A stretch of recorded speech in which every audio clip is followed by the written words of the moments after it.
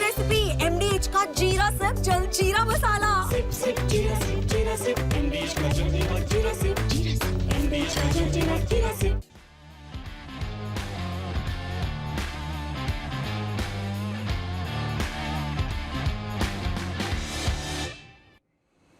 Hello and welcome friends, sports 9 में आपका स्वागत है। टीम इंडिया इंग्लैंड में प्रैक्टिस कर रही है और हर प्रैक्टिस सेशन के बाद ना एक सवाल जो है वो बड़ा होता चले जा रहा है कि भाई प्लेइंग 11 कैसी होगी, क्योंकि बड़ा सा दल है। 18 खिलाड़ियों का जो है वो दल गया हुआ है और बहुत सारी पोजीशंस के लिए ना फाइट है। तो एक तो इस पर चर्चा करेंगे कि भाई 11 की तस्वीर किस तरीके की हो सकती है और ऑलराउंडर्स कौन कौन से होंगे, उस पर बातचीत करेंगे। साथ में गौतम गंभीर ने प्रैक्टिस सेशन के दौरान ना एक मंत्र दिया है, खिलाड़ियों को एकजुट कर एक बात कही है, एक स्पेशल मैसेज दिया है और 2 विकल्प खिलाड़ियों को दिए। कौन से वो 2 विकल्प हैं, पहले उन्हीं पर बात कर लेते हैं कि उन्होंने 2 ऑप्शंस जो है ना वो खिलाड़ियों को क्या क्या यहां पर दिए हैं इस दौरे से पहले। चलिए जी, ग्राफिक्स दिखाएं, खबर बता देते हैं। पहले गंभीर ने टीम इंडिया को स्पष्ट मैसेज दिया है। खिलाड़ियों के सामने गंभीर ने 2 विकल्प रखे हैं। उन्होंने बोला जो नहीं है उनकी अनुपस्थिति पर ध्यान ना दें, उस बारे में ज्यादा बातचीत ना करें, इस मौके का भरपूर फायदा उठाने के बारे में सोचें।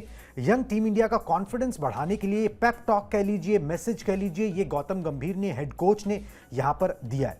इससे पहले कि इस पर चर्चा करें, एग्जैक्टली गौतम गंभीर ने क्या बोला है वो बताना बहुत जरूरी है। जो उन्होंने मैसेज दिया यहां पर पूरी टीम को इकट्ठा करके, कोर्ट प्लेट दिखा दें गौतम गंभीर का, मैं उसे बता देता हूं कि क्या उन्होंने एग्जैक्टली बोला है। इसे देखने के 2 तरीके हैं, मतलब कि इस दौरे की वो बात कर रहे हैं। एक तो ये कि हम 3 सबसे अनुभवी खिलाड़ियों विराट कोहली, रोहित शर्मा और रविचंद्रन अश्विन के बिना हैं, या हमारे पास देश के लिए कुछ खास करने का एक शानदार अवसर है। जब मैं इस ग्रुप को देखता हूं तो मुझे लगता है कि इसमें कुछ खास करने की भूख और जुनून है। अगर हम त्याग करते हैं, अगर हम अपने कंफर्ट जोन से बाहर आते हैं, अगर हम लड़ना शुरू करते हैं, हर दिन नहीं बल्कि हर सत्र, हर घंटे, हर गेंद पर, मुझे लगता है कि हम एक यादगार दौरा कर सकते हैं। सुनिश्चित करें कि हम आज से ही इसकी शुरुआत करें। हमें देश के लिए खेलना पसंद करें, क्योंकि इससे बड़ा सम्मान कोई नहीं है। तो गौतम गंभीर ने सीधा सीधा बोल दिया कि भाई 2 ऑप्शन है, या तो उन लोगों की बात कर लो जो अब है नहीं, या फिर ये देख लो कि भाई तुम्हारे सामने एक बहुत बड़ी अपॉर्चुनिटी है। इस अवसर को जो है किस तरीके से आप लोगे। आपदा तो नहीं कहा जा सकता इसको, मतलब अवसर ही कहेंगे, ठीक है। मगर स्पष्ट मैसेज कर दिया कि भाई जो हो गया, जो बीत गया, जो चले गए, उनके बारे में अब नहीं सोचना है, जो है उसके बारे में सोचना है, नहीं तो आप भी पेरिश करोगे। मतलब सीधी सी बात है कि परफॉर्म और पेरिश जो कहा जाता है, एक मतलब थोड़े सॉफ्ट वे में वही बात कह दी गई है। व्यावहारिक भी है। अगर आप ये सोचकर बैठे रहेंगे कि भाई विराट कोहली नहीं है, रोहित शर्मा नहीं है, या अश्विन नहीं है, या मोहम्मद शमी नहीं है, तो फिर तो वाकई कुछ नहीं होने वाला। और ये क्रिकेट, ये कोई भी किसी भी खेल की परंपरा ये नहीं है। क्या सचिन तेंदुलकर के जाने से खेल रुक गया? क्या सुनील गावस्कर के जाने से खेल रुक गया? क्या अजित वाडेकर के जाने से खेल रुक गया? क्या बिशन सिंह बेदी के जाने से खेल रुक गया? मैं उल्टे क्रम में चल रहा हूँ। खिलाड़ी जाते हैं, नए खिलाड़ी आते हैं, और जो नया खिलाड़ी आता है उसके लिए हमेशा ये मौका होता है कि वो जिस खिलाड़ी की जगह पर खेलने जा रहा है वहां पर वो दिखाए कुछ ऐसा करके कि उसको याद रखा जाए। और जो उन्होंने कहा है कि हर एक सत्र, हर एक घंटे, हर एक मिनट, हर एक गेंद पर वो उसको साबित करना होगा। 2 बहुत बड़े स्टार गए हैं, तो निश्चित तौर पर अब जो 2 खिलाड़ी उनकी जगह पर खेलेंगे उन पर एक्सपेक्टेशन का बोझ होगा, उन पर उम्मीदों का भार होगा। और यही करते आए हैं ये खिलाड़ी, चाहे वो विराट कोहली रहे हो, चाहे अश्विन रहे हो, चाहे रोहित शर्मा रहे हो।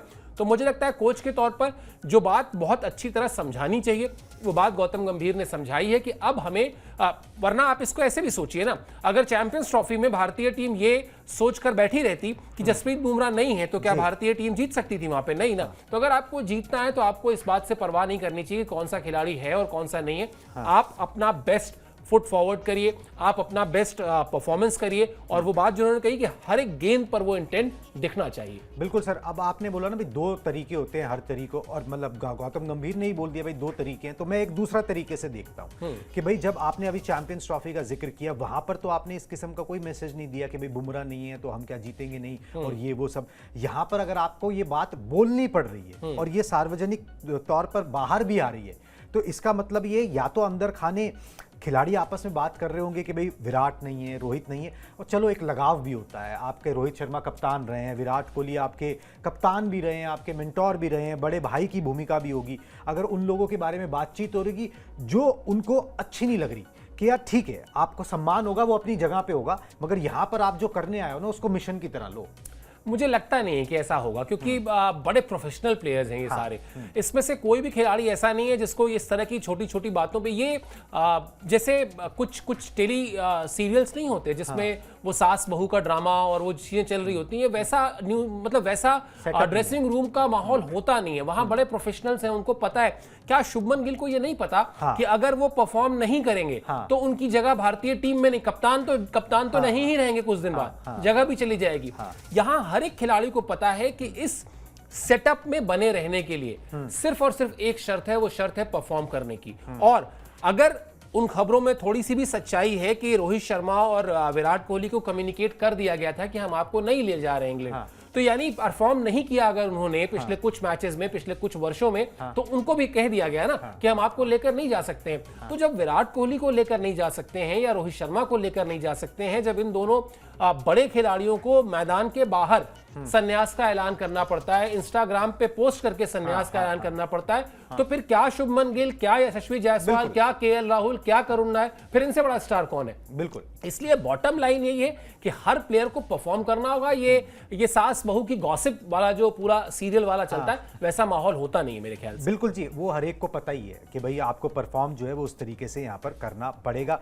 और एक तरीके से ना इसको नेगेटिवली लेने के बजाय ना उन्होंने मोटिवेट करने की कोशिश की, एक रास्ता दूसरा दिखाया कि आप इस तरीके से सोचे, इस तरीके से आगे बढ़े तो कामयाबी जो है ना वो जरूर हासिल होगी। कोई ऐसी कमी पेशी नहीं है इस टीम में कि वो नहीं जीत सकती सीरीज, ये गौतम गंभीर का विश्वास है। चलिए जी आगे बढ़ते हैं। अब पहला सवाल यही आता है कि भाई ठीक है, आप सीरीज खेलने आ गए, आपने 18 का दल चुन लिया, आपने पहले 2 अनऑफिशियल टेस्ट मैच खेल लिए, उसमें कुछ देख लिया, अब आप एक इंट्रा स्क्वाड मैच खेलोगे, उसमें कुछ देखोगे, मगर 11 की तस्वीर क्या है? 11 को लेकर क्या बातचीत हो रही है, किस तरीके का खाका जो है खींचा जा रहा है? तो भाई अभी तक वो तस्वीर साफ नहीं है। इंट्रा स्क्वाड मैच से साफ होगी प्लेइंग 11 की तस्वीर, और ये हम नहीं कह रहे, ये टीम इंडिया के गेंदबाजी कोच हैं मौने मौकल, उन्होंने बयान दिया है। उन्होंने कहा है कि टीम मैनेजमेंट की नज़र में fitness is the first parameter, कि कौन पूरी तरह से फिट है। जो पूरी तरह से फिट खिलाड़ी है, जो पूरी जी जान लड़ा सकता है, उसी को मैदान पर उतारा जाएगा, ये पहला पैरामीटर है। ठीक है, 13 जून से जो है वो कैंट में ही इंट्रा स्क्वाड मैच खेला जाएगा, मतलब कि इंडिया ए और इंडिया के जो खिलाड़ी हैं वो आपस में मिलके एक मुकाबला खेलेंगे 4 दिन का, जिसके बाद जो है प्लेइंग 11 की तस्वीर जो है वो साफ होगी। सर ये नया तो नहीं है, विराट कोहली के दौर में भी यही चीज़ थी कि भाई जो फिट है वही खेलेगा, जब वो कप्तान थे, और फिटनेस को जो है वो फर्स्ट पैरामीटर जो है वो वहाँ पर रखा गया था। नहीं तो आप खेल ही नहीं सकते, आप जितने मर्जी स्किलफुल हो, जो भी आपका नाम हो, आपको फिटनेस पर जो है वो ध्यान देना पड़ेगा। यहाँ पर भी ये पैरामीटर जो है ना वो निकल के सामने आ रहा है, जो गेंदबाजी कोच खुद बोल रहे हैं कि भाई फिटनेस पहला पैरामीटर होगा। हमने देखा भाई जसप्रीत बुमराह किस तरीके से सुपर फिट नजर आ रहे हैं और पूरा जोर लगाते हुए नजर आ रहे हैं, उनकी फिटनेस पे कोई जो है वो सवालिया निशान नहीं है। खिलाड़ियों को भी साफ कर दिया गया होगा कि भाई आपकी जो फिटनेस जो है ना वो पहली होगी, उसके बाद चीज़ें स्टैट्स ये वगैरह वो सब कुछ जो है वो बाद में आएगा। देखिए कुणाल, किसी भी दौरे पर प्लेइंग 11 पहले टेस्ट मैच का जब आप चुनने बैठते हैं तो सबसे पहले ये याद करते हैं कि पिछला मैच जो आपने खेला था उसमें प्लेइंग 11 क्या था। यही तरीका होता है, स्टैंडर्ड फॉर्मूला है, दुनिया की हर टीम इसी को फॉलो करती है। पिछला मैच क्या था, पिछले मैच का प्लेइंग 11 अगर आप देखेंगे तो वहां यशस्वी जायसवाल थे, आपके पास है, वहां केएल राहुल थे, आपके पास है, वहां शुभमन गिल थे, आपके पास है, यानी 3 प्लेयर तो ऐसे हो गए क्लियर। वहां रोहित शर्मा नहीं खेले थे, भूलिएगा नहीं, क्योंकि उन्होंने अपने आप को ड्रॉप कर लिया था, तो वो स्टूड आउट वाली तो कहानी खत्म हो गई, अब तो वो आउट ही है, तो वहां पर वो कंफ्यूजन नहीं है। अब इसके बाद नंबर 4 पर विराट कोहली खेले थे, वो अब नहीं है, विराट कोहली संन्यास ले चुके हैं। वहां पे आप करुण नायर को ले आइए, आप उनको इसी के लिए लेकर आए। फिर इसके बाद आप ऋषभ पंत लेके आइए, फिर आप रविंद्र जडेजा लेके आइए, फिर आप नीतीश कुमार रेड्डी लेकर आइए। ये सारे प्लेयर सिलेक्टेड हैं, मतलब इस दौरे के लिए भी सिलेक्टेड है, और इन्होंने ऐसा कुछ नहीं किया कि आप उनको ड्रॉप कर दें। फिर आप लेकर आएंगे नीतीश कुमार रेड्डी को, फिर वॉशिंगटन सुंदर को, इसके बाद प्रसिद्ध कृष्णा, वो भी टीम का हिस्सा है, जसप्रीत बुमराह, मोहम्मद सिराज। तो ये प्लेइंग 11 पिछला मैच खेला हुआ प्लेइंग 11 है। ये सारे के सारे खिलाड़ी फिट हैं, इस 18 सदस्यों की जो टीम चुनी गई है उसका हिस्सा है। तो कुल जो मुझे लगता है वो सवाल यही होगा कि क्या आप एक स्पिनर के तौर पर वॉशिंगटन सुंदर के साथ जाना चाहेंगे जो आपको बल्लेबाजी में थोड़ा डेप्थ देते हैं, या फिर आप एक स्पेशलिस्ट स्पिनर के तौर पर कुलदीप यादव के साथ जाएंगे। इसके अलावा मुझे लगता है कि शायद बहुत ज्यादा डाउट जब दिख रहा हो ना, वो होता नहीं है। वो हमें लगता है जरूर है बाहर से कि भाई 18 सदस्य हैं, कैसे इसमें से प्लेइंग 11 चुनी जाएगी, और 2 बड़े खिलाड़ी नहीं है। तो जो 2 बड़े खिलाड़ी में से एक का तो मैंने बता ही दिया कि पिछले मैच में भी नहीं थे।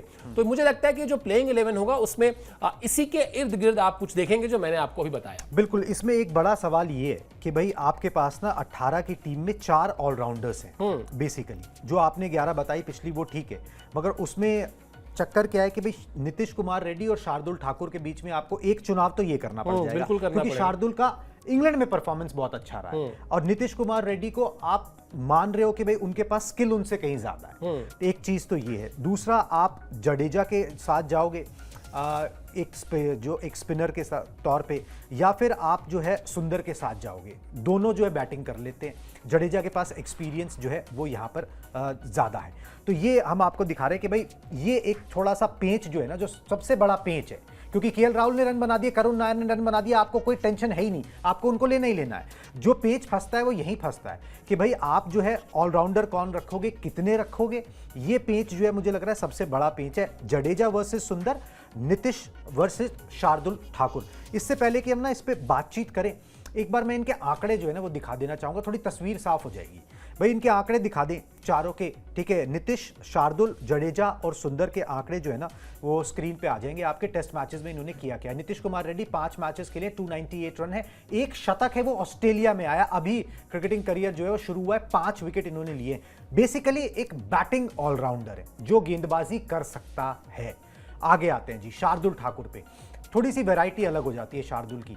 ये गेंदबाज है मूलतः जो बल्लेबाजी थोड़ी बहुत कर सकता है। अब आपको चूज करना है, आपको बैटिंग डेप्थ चाहिए या आपको जो है बॉलिंग में वो करना है। प्लस इनके आंकड़े जो है ना वो इंग्लैंड में अच्छे हैं। अब जैसे भी है वो चले हैं इंग्लैंड के अंदर। आंकड़े आपकी स्क्रीन पर है। 31 विकेट इन्होंने लिए 11 मैचेस के अंदर, 331 रन इन्होंने बनाए हैं, 19.47 की औसत से 4 अर्धशतक भी इनके नाम हैं। आगे आ जाए जी। अब जडेजा और सुंदर के भी दिखा दे, फिर एक एक करके सब पे ही बात हो जाएगी। जडेजा तो एक्सपीरियंस्ड है, 3000 से ऊपर रन बनाए हुए हैं, 300 से ऊपर विकेटें झटकी हुई हैं, कुछ साबित करने की जरूरत नहीं। इंग्लैंड में भी मेरे ख्याल से इनका एक शतक जो है वो है। मगर वॉशिंगटन सुंदर, गंभीर को बड़ा भरोसा है उनके ऊपर और उन्हीं की वजह से वो बीजीटी में थे भी। 42 से ऊपर का औसत है बल्लेबाजी करते हुए और बल्लेबाजी अच्छी खासी कर सकते हैं। बॉलिंग में थोड़ी सी वैरायटी लेके आते हैं अलग सी, जो जडेजा से थोड़ी अलग है। अब ये 4 ऑप्शंस हैं अब आपके पास, गिवन दी कंडीशंस कि आप इंग्लैंड में जो है यहाँ पर हो। सर पहले इसी पे आ जाते हैं कि भाई अगर आपको चौथा पेसर चाहिए तो वो शार्दुल या नीतीश। मुझे लगता है शायद नीतीश के साथ जाएगी टीम। क्यों? क्योंकि जैसा हमने पहले कहा कि पिछला मैच नीतीश खेले हैं, पहली चीज। दूसरी चीज, मॉर्ने मॉकल ने अभी कहा कि वो उनकी तारीफ की और ये भी कहा कि उन्हें और ज्यादा गेंदबाजी करनी चाहिए। ये मतलब एक एडिशनल बयान में जोड़ा गया, तो ये लगता है कि ये तस्वीर उनके लिए थोड़ा रास्ता उनके लिए साफ किया गया मेरे ख्याल से। दूसरा, शार्दुल ठाकुर जिस तरह के गेंदबाज हैं ना, वहां पर वो कितना चलेंगे कितना नहीं चलेंगे ये सब कुछ डिपेंड करता है मौसम पर भी बहुत ज्यादा, क्योंकि वो थोड़ा सा पिच से उनको मदद चाहिए होती है। उसके मुकाबले मुझे लगता है नीतीश रेड्डी शायद जाएंगे। और अगर आप जो अगला हम लोग का विषय है कि भाई वॉशिंगटन सुंदर या रविंद्र जडेजा, तो मुझे लगता है शायद रविंद्र जडेजा आपके पास जो अपने साथ वो 3000 से ज्यादा रन और 300 से पर और कितने लंबे समय से वो नंबर 1 ऑलराउंडर है। मतलब शायद दुनिया का कोई कप्तान बहुत ही कोई ब्लंडर हो जाए तो वो ये करेगा कि नंबर 1 ऑलराउंडर को वो ड्रॉप कर दे, वरना कोई ड्रॉप करेगा नहीं। तो मुझे लगता है वहां शायद उनका पल्ला बहुत साफ मुझे भारी दिखाई देता है। चलिए जी, तो यहाँ पर एक राय ये बनती आ रही है कि भी चलो जडेजा तो बैटिंग डेप्थ देते हैं, एक्सपीरियंस है साथ में, और नीतीश और शार्दुल के बीच में अब आपको फिर गिवन कि आप कहाँ पर खेल रहे हो। बेसिकली अगर आप हेडिंगले में पहले खेल रहे हो, वहाँ पर ओवरकास्ट कंडीशन ज़्यादा होती हैं, तो आप शार्दुल को मौका दे सकते हो। नहीं तो अगर थोड़ा सा उस तरीके की कंडीशंस कम है तो फिर आप नीतीश को यहाँ पर मौका दे सकते हो। और मॉर्ने मॉकल का वो बयान दिखा देता हूँ जिसके अंदर वो टीम कॉम्बिनेशन के बारे में बात करें। सवाल उनसे यही पूछा गया था कि भाई कौन से ऑलराउंडर्स जो है वो रखे जाएंगे। हमारी टीम का संतुलन बढ़िया है और गेंदबाजी यूनिट के तौर पर टेस्ट मैचेस के लिए जो ज़रूरी होगा वो किया जाएगा। मुझे लगता है कि अभी तक हम तैयारी के मामले में सही दिशा में आगे बढ़ रहे हैं। हमारे खिलाड़ियों के लिए मैच के दिन अपनी प्लानिंग पर अच्छी तरह से अमल करना महत्वपूर्ण होगा। और साथ में वो बोल रहे हैं कि हम सभी पहलुओं को कवर कर चुके हैं और सबसे ज़रूरी बात यह है कि मैच के लिए फिट कौन रहता है, कौन पूरे जज्बे के साथ मैदान पर उतर सकता है। इसलिए पहले हम इंडिया ए के साथ मैच पर नज़र डालेंगे और उसके बाद कॉम्बिनेशन को लेकर आगे बढ़ेंगे। अभी तक हमने सिर्फ 3 नेट सेशन जो है वो कंप्लीट उस तरीके से किए हैं। तो सर ये बात निकल के आई है कि भाई हम तो पहले देखेंगे, ठीक है, हमारे पास ऑप्शंस बहुत हैं, हम तो देखेंगे। ये तो समझ आ रहा है कि आप फिटनेस देखोगे, अब आप जज्बा के तो उसको कैसे कैलकुलेट किया, मतलब जज्बा आदमी का कैसे कैलकुलेट किया? वो उन्होंने कहने के लिए कह दिया, और जज्बा अभी आप प्रैक्टिस सेशन में जज्बा नहीं देख सकते, लेकिन दिखाए कौन? हाँ, मतलब वो दिखेगा कैसे? कोई कोई थर्मामीटर तो है नहीं कि आपने मुंह में डाला और उसने बता दिया कि ये 101 बुखार है आपको या बुखार नहीं है, तो वो तो नहीं संभव है। लेकिन हाँ, क्या होता है मैचेस में आप देखते हैं, आपकी पारखी नजरें होती है, प्लस सबसे बड़ी चीज क्या होती है ना, दुनिया में बहुत कुछ भरोसे से चलता है कुणाल, और मॉर्ने मॉकल को जिस भरोसे के साथ गौतम गंभीर लेकर आए हैं, जिस तरह से उनको वो पावर्स दी गई हैं कि भाई आप जाइए, अपनी बात रखिए, आप टीम के खिलाड़ियों से बातचीत कीजिए, आप उन पर एक तरीके से उनके ऊपर नजर रखिए, और अगर कहीं कुछ 19-20 हो रहा है तो वो भी उसको आप कंट्रोल करिए। तो जब आपके पास पावर होती है ना, तो फिर आपके पास वो नजरिया भी होता है, और यही सब तो विकसित करना है उनको। अगर वो सिर्फ जाकर ये बता देंगे कि हाँ ये अच्छी गेंदबाजी कर रहा है और वो खराब गेंदबाजी कर रहा है, तो ये तो मैं और आप भी बता सकते हैं। लेकिन कई बार होता है ना कि आप नेट में अच्छा नहीं कर रहे हैं, हो सकता है आपके बॉल टप्पे पे ना पड़ रहा हो, लेकिन आप क्लोज हो बहुत ज्यादा, और कोच कहे कि नहीं यार ये नेट्स में आपने ठीक से देखा, ये कर नहीं पा रहा था, लेकिन ये मैच में अच्छा करेगा, वो जो आप कहते हैं गट फीलिंग का वो, तो संभवतः उनके कहने का मतलब वही है, उसका कोई पैरामीटर नहीं है जिससे वो बता दे। लेकिन हाँ, इस मैच को देखने के बाद, और अभी 3 सेशन हुए हैं, चौथा सेशन आज है, तो 4 सेशन में जिस तरह का इंटेंट खिलाड़ियों में दिखा है, और बाकी फिर मैच में जो दिखेगा उसकी बात वो कर रहे हैं। अब आप सोचिए कि अचानक तीसरे सेशन के बाद जसप्रीत बुमराह की इतनी बात होने लगी ना, वो भी वहां पर भी कोई थर्मामीटर नहीं था, लेकिन जिस इंटेंट के साथ उन्होंने गेंदबाजी की, जिस तरह से पसीना बहाया, 1 घंटे तक लगातार हर बॉल पर आप अगर आ रहे हो ये सोचकर कि मुझे विकेट लेना है, तो बस वही चीज है, उसी का वो जिक्र कर रहे हैं कि वो एक जज्बा जो है वो देखना चाहते हैं। बिल्कुल, जज्बा जो है वो जरूर जो है वो दिखना चाहिए, मतलब कि खिलाड़ी जो है ना फुल थ्रॉटल जाए, बिल्कुल, मतलब वो लगे, वो संजीदगी लगे उसके अंदर, वो हंगर जो है ना वो दिखाई दे, वो प्रैक्टिस में भी दिखाई दे। जैसे भाई विराट कोहली बल्लेबाजी करते थे, प्रैक्टिस सेशन में भी वो पूरा जान लगाते थे, ठीक है, तो वो पता लगता है कि भाई हाँ ये किसमें हंगर कितना है, तो हंगरी खिलाड़ी चाहिए। प्रॉबेबली शायद सर ये उसी तरीके से जैसे आपने गाबा में जीत दर्ज करी थी, आपके पास बहुत सारे बड़े बड़े नाम नहीं थे, आपके पास उतना रेगुलर कैप्टन नहीं था, मगर जज्बा बहुत था, तो वो जज्बा जो है ना, वही चीज़ यहाँ पर भी रेप्लिकेट करने की कोशिश कि भाई वो जज्बा जो है ना वो खिलाड़ियों में आ जाए। अब हमने ऋषभ पंत का भी हमने शॉट्स भी डाला अपने उसके ऊपर कि उन्होंने वो जज्बा दिखाया, उन्होंने जज्बा ऐसा दिखाया कि उन्होंने लंबे लंबे छक्के मारे, लोगों की बालकनियों में छक्के चले गए, छत टूट गई, ठीक है, तो और लोग जो है घर से बाहर आ गए, तो वो जज्बा जो है ना वो प्रैक्टिस में दिखना चाहिए, क्योंकि आपको रेप्लिकेट तो वही करना है जो आप प्रैक्टिस में कर रहे हो।